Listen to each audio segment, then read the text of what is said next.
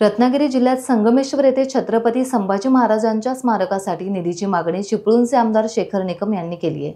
त्यांनी या मागणी संदर्भात संदर्भ देऊन श्रेयवाद न होता स्मारक व्हावे अशी मागणी केली आहे।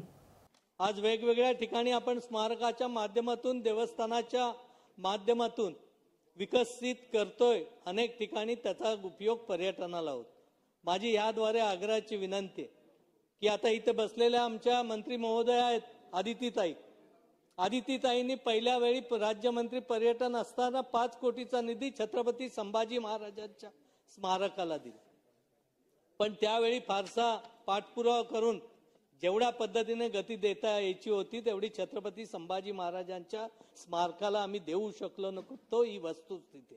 माझी आपल्याला विनंती आहे की या मागच्या बजेटमध्ये आदरणीय अजितदादांनी बजेट सादर करत असताना छत्रपती संभाजी महाराजांचं भव्य दिव्य असं स्मारक करू असा विश्वास आम्हा सगळ्यांना दे। आता हे लवकरात लवकर स्मारक होणं गरजेचं आहे।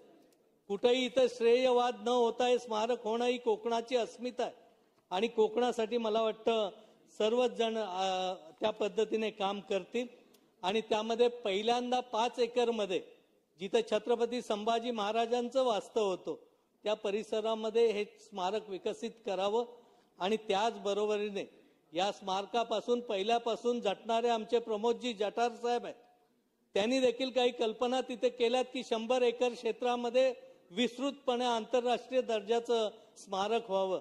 तर माझी आपल्याला अध्यक्ष महोदय विनंती आहे की हे स्मारक त्या पद्धतीने 2 टप्प्यात जर आपण करू शकलो तर कोकणामध्ये देखील पर्यटनाचं खूप मोठी चालना मिळू शकते। टाइम्स डिजिटलला लाईक करा, सबस्क्राइब करा, शेअर करा आणि बेल आयकॉन दाबायला विसरू नका। पाहत रहा टाइम्स डिजिटल।